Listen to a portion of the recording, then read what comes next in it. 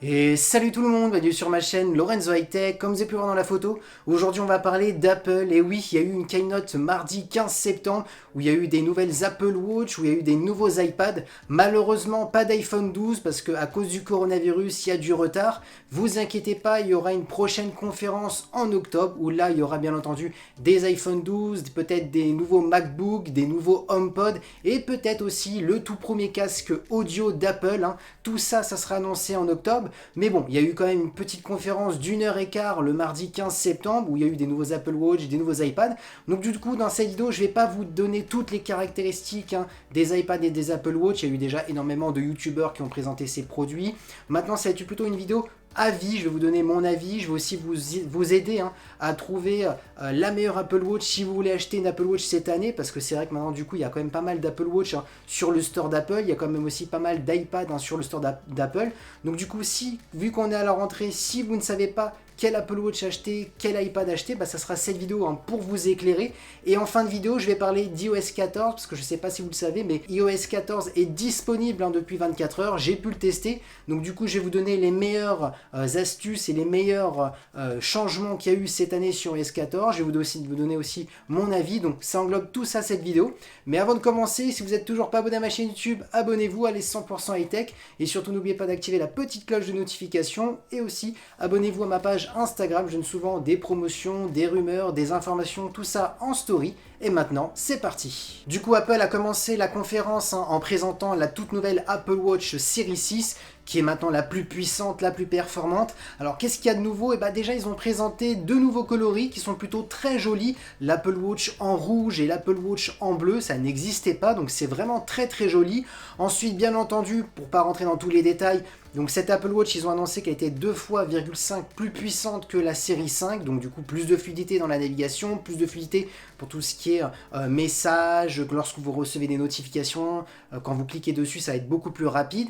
Ils ont annoncé aussi que l'écran était 30% plus lumineux que la série 5, donc ça doit être impressionnant parce que je vous cache pas qu'à mon poignet, c'est juste la série 1 qui éclaire déjà énormément bien en plein soleil, j'ai aucun souci. J'ai pu tester l'Apple Watch série 3 qui est encore améliorée, ils avaient annoncé 20% plus lumineux, et là on est encore 30% plus lumineux que la série 5, donc ça doit être vraiment énorme. Donc sur ce point, Apple, il n'y a pas de souci, en plein soleil, vous pouvez lire vos messages, vos notifications sans aucun souci. Bien entendu, on connaît les Apple Watch pour tout ce qui est notifications, messages, regardez les photos, les agendas, le GPS, il n'y a aucun souci, c'est très très bon, comme la plupart des montres connectées. Par contre, là où Apple se détache un petit peu par rapport aux autres constructeurs, où c'est même leur gros point fort, c'est le niveau santé.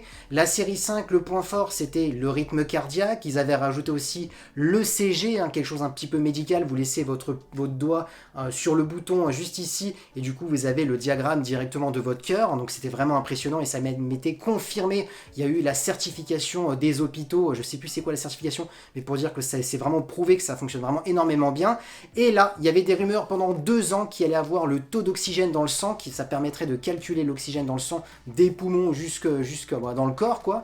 Et en fin de compte, ça y est, ça a été prouvé, parce que tout simplement, ça a été annoncé sur cette série 6, c'est la grande nouveauté. Cette montre maintenant permet de calculer le taux d'oxygène dans le corps, donc c'est intéressant surtout actuellement avec le coronavirus. Alors bien entendu, j'ai pas dit que ça allait diagnostiquer tous les cas. Pour les personnes qui présentent le symptôme du manque d'oxygène, ça pourrait être intéressant de savoir son taux d'oxygène dans le sang grâce à cette montre. Et bien entendu, c'est pas que intéressant pour le coronavirus, ça va être intéressant aussi pour d'autres maladies, pour des personnes qui ont des problèmes d'oxygène. Donc c'est quand même pas mal, on voit qu'Apple améliore vraiment cette montre au niveau de la santé, notamment dans la série 5, on avait aussi, pour les personnes âgées, quand ils tombent, ça détecte la chute. Pareil, dans cette série 6, on a la détection de chute, on a aussi la détection maintenant de l'oxygène, la détection du cœur. Il y a énormément de choses vraiment intéressantes dans cette Apple Watch. Parlons maintenant de prix de cette Apple Watch. Je trouve que c'est plutôt intéressant. On commence à 429 €, donc on voit qu'Apple fait une petite baisse de prix pour toucher un large public, hein. Donc c'est vraiment un bon point. Et surtout, bien entendu, il y avait des rumeurs sur une Apple Watch SE, un petit peu comme l'iPhone SE, une Apple Watch un peu plus light. Et bah oui, ça s'est avéré vrai parce que pendant cette conférence, ils ont annoncé l'Apple Watch SE. Concernant le prix, hein, de cette Apple Watch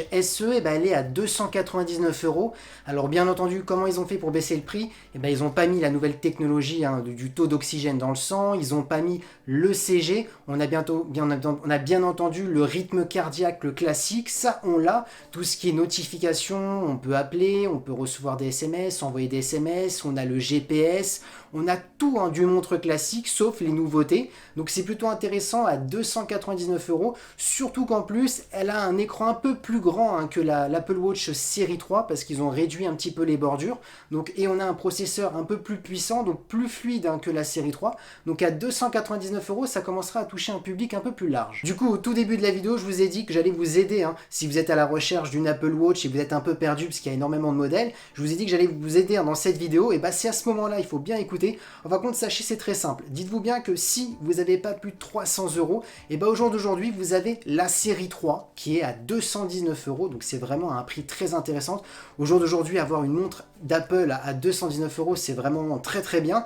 Donc voilà, pour un étudiant, pour une personne qui a un petit budget, dites-vous bien que vous avez le rythme cardiaque, vous avez tout ce qui est SMS, notifications, vous pouvez appeler, recevoir des appels, le GPS, vous avez pas mal de choses comme une montre classique. Elle fonctionnera encore longtemps, hein, parce que regardez, hein, j'ai l'Apple Watch série 1, alors malheureusement j'ai plus de mise à jour parce qu'elle date de 6 ans, mais elle me tient 6 ans et je pense qu'elle va même me tenir encore longtemps. Donc dites-vous bien que quand vous investissez dans une Apple Watch, ça dure longtemps. Pourquoi? Tout simplement, on va pas se le cacher, niveau software, niveau logiciel d'Apple, c'est bien optimisé comme les iPhones, donc du coup ça va vous durer dans le temps. Ensuite, bien entendu, si vous avez un peu plus de budget, vous rajoutez 100 € parce qu'à 299 €, vous avez la toute nouvelle Apple Watch d'Apple qui est l'Apple Watch SE. Et bah là, elle aura un écran un peu plus grand parce qu'ils ont retiré les bordures au niveau des contours. Donc ça, c'est un bon point. Elle a un processeur qui est un peu plus puissant que la série 3. Donc pour 100 €, vous avez une puissance un peu plus au-dessus. Un rythme cardiaque encore un peu plus précis, une fluidité. Donc pour ma part, je vous conseillerais celle-ci si vous avez 300 €. Surtout comme ça, vous avez la nouvelle génération d'Apple Watch avec des nouveaux coloris. Et bien entendu, pour les personnes qui ont vraiment un bon budget, et foncez sur l'Apple Watch série 6, hein, tout simplement parce que vous avez maintenant le taux d'oxygène dans le sang, une nouvelle technologie incorporée, vous avez l'ECG, vous avez le rythme cardiaque classique, le tout dernier processeur le plus puissant, elle va dans l'eau, comme les trois, mais voilà, elle a toutes les dernières technologies. À 429 €, c'est vraiment un bon point. Du coup, normalement, avec ces trois arguments que je vous ai donnés, vous arrivez à peu près à vous approprier, hein, une Apple Watch, hein, pour cette rentrée. Ensuite, pendant cette keynote, après l'Apple Watch Series 6 et après l'Apple Watch SE, ils ont parlé de deux nouvelles iPads. Alors, on va commencer par le tout premier iPad qu'ils ont parlé, c'est l'iPad 8. C'est un iPad entrée de gamme, je ne vais pas m'attarder trop longtemps dessus, il n'y a pas eu de grosses nouveautés. Ils ont changé le processeur, on a le processeur A12, hein, qui est très puissant, on pourra faire les derniers jeux vidéo, on pourra faire du montage. Donc cet iPad, je le considère pour un étudiant qui n'a pas de gros budget parce qu'on est au tarif de 389 €. En termes de photos, on est sur du 8 millions de pixels, il filmera jusqu'à du Full HD, 30 images par seconde, pas de 4K. En termes de design, on a encore un vieux design avec le Touch ID pour le capteur d'empreinte en dessous, un petit peu comme les iPhone 6, les iPhone 7, des grosses bordures. Maintenant, par contre, ce qui est intéressant, c'est qu'ils ont rendu compatible, hein, cet iPad avec l'Apple Pencil pour faire du dessin et le keyboard. Donc c'est pour ça que je parle que c'est pour un étudiant, parce que vous rajoutez le petit clavier d'Apple et ça vous fait un petit PC qui est quand même performant pour faire du montage, des jeux vidéo et des prises de notes. Donc voilà, ils ont amélioré juste la puce, hein, sur cette entrée de gamme, mais pour 389 €, c'est quand même intéressant, je voulais vous en parler. Parlons maintenant de l'iPad Air 4, et oui, c'est l'iPad maintenant la plus performante, en tout cas dans cette conférence. Tout simplement, ils ont repris, on va pas se le cacher, le design de l'iPad Pro, hein, qui a plu à énormément de gens. Maintenant, c'est quand même plutôt intéressant, parce qu'on est au tarif de 669 € en dessous des 800 € de l'iPad Pro, et en termes de performance, c'est pareil, on est entre du milieu de gamme, du haut de gamme. Tout simplement, on a la toute dernière puce A14 Bionic, hein, qui est la puce la plus performante d'Apple, et ça va être la même puce qu'il y aura sur l'iPhone 12, hein, qui sortira en octobre en même temps que la conférence. Ensuite, donc là, ce qui est intéressant, c'est qu'on a le même écran que l'iPad Pro, le même design, sauf malheureusement, vous retirez l'écran de 120 Hz, c'est pour ça qu'il est 200 € moins cher. Par contre, on a toujours le son stéréo, on a un très bon capteur photo de 12 millions de pixels qui permettra de filmer jusqu'à de la 4K. On aura bien entendu l'Apple Pencil qui sera compatible pour faire du dessin. On aura aussi le nouveau Magic Keyboard qui sera compatible. Le clavier qui est aimanté, qui est très joli, il sera compatible avec cet iPad.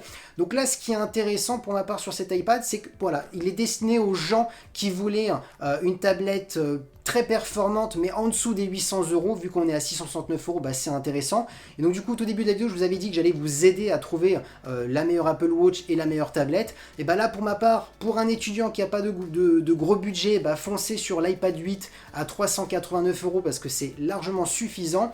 Ensuite, pour une personne qui voulait une tablette très performante, similaire à l'iPad Pro, mais qui n'était pas prêt à mettre 800 €, foncez sur cet iPad R4 qui a le même design et presque les mêmes performances, sauf il manque le double capteur comme l'iPad Pro en termes de photos, il manque l'écran de 120 Hz, mais il manque pas grand chose, surtout grâce à ce processeur ce processeur A14 Bionic qui est très performant, il va se rapprocher de l'iPad Pro. Et pour les personnes qui ont les gros budgets, foncez directement sur l'iPad Pro. Et bien entendu, je rajoute juste un petit complément en termes de caractéristiques, parce que je préfère le dire. Le coût, pourquoi il a baissé? Tout simplement s'il n'y a pas de Face ID en termes de sécurisation sur cet iPad R4.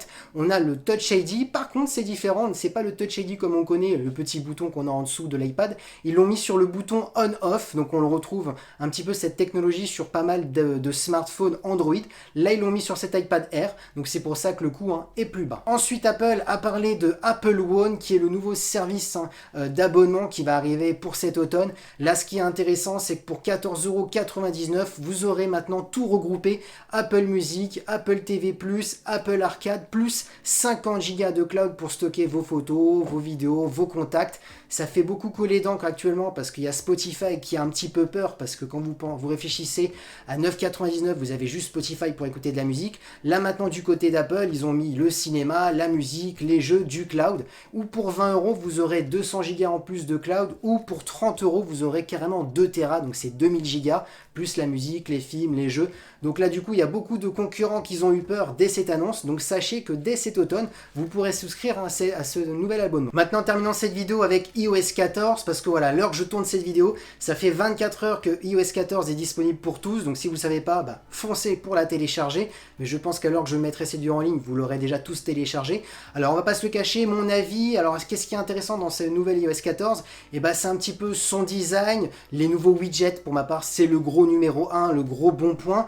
Pour certaines personnes, il y a des gens qui aiment bien, il y a des gens qui n'aiment pas. Alors voilà, quand vous allez de gauche à droite, vous avez tous les nouveaux widgets, les nouveaux designs. Ce qui est intéressant aussi maintenant, c'est que ces widgets-là, vous pouvez les mettre en page d'accueil. Je vous mettrai une petite vidéo juste à gauche. Je pense que je vais faire un gros screen vidéo pour que vous puissiez voir en même temps que je vous parle.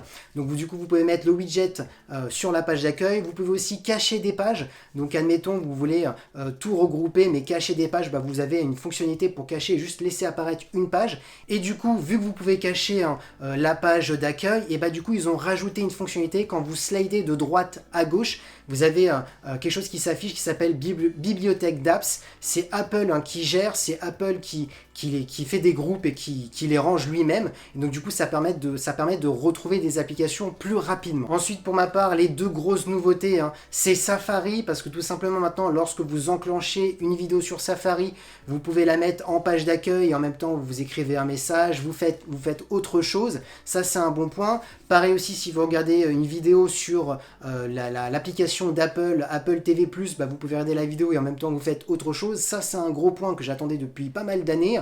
Normalement, cette fonctionnalité arrivera aussi avec l'application YouTube, mais pour l'instant, elle n'est que en version bêta, donc c'est pour ça que ça ne fonctionne pas. La petite astuce, c'est il faut aller sur Safari et allumer YouTube sur Safari pour faire ceci.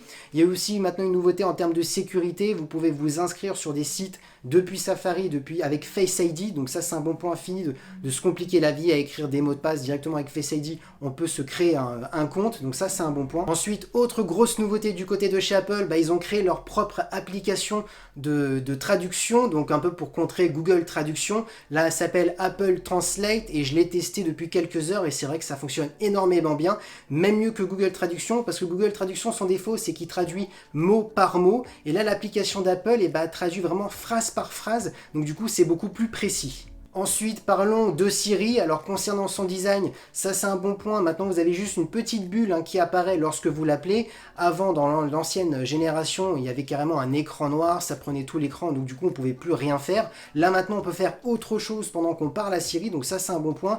Il est beaucoup plus fluide, il répond à beaucoup plus de requêtes, et surtout, il fonctionne maintenant avec la nouvelle application de traduction. Vous lui demandez une phrase dans une autre langue, et il vous la traduira, donc ça c'est un bon point. Du coup, mon petit bilan sur iOS 14, c'est qu'il est plus joli. Il y a les widgets maintenant qui sont vraiment la grosse nouveauté qu'on peut mettre en page d'accueil. Il y a aussi le côté où c'est Apple qui vous trie les applications quand vous slidez de droite à gauche. Ils appellent ceci bibliothèque d'apps, donc c'est pas mal. Des nouveaux emojis, Memoji, les groupes sur iMessage où on peut taguer une personne. Siri qui est beaucoup plus fluide, qui répond à beaucoup plus de requêtes. Il y a encore pas mal de choses. La vidéo durerait 1 heure si je citerais toutes les fonctionnalités. En tout cas, pour l'instant, pour ces premières 24 heures, c'est plutôt intéressant, en tout cas iOS 14. Et voilà, cette vidéo est terminée. Je vous ai présenté un petit peu, donné les caractéristiques et mon avis. Et normalement, j'espère vous avoir aidé et éclairé si vous recherchez une tablette ou une Apple Watch. Dans ces vidéos, je vous ai dit un petit peu tout ceci. Je vous ai parlé de iOS 14, du nouvel abonnement d'Apple qui va sortir cet automne. J'espère que la vidéo vous a plu. Si c'est le cas, n'oubliez pas le petit pouce like, de vous abonner à ma chaîne et d'activer la petite cloche de notification si c'est toujours pas fait. Ou sinon, abonnez-vous à ma page Instagram. Je donne souvent des informations, des rumeurs, des prix dans mes stories. Et maintenant, je vous dis à très bientôt. C'était Lorenzo White.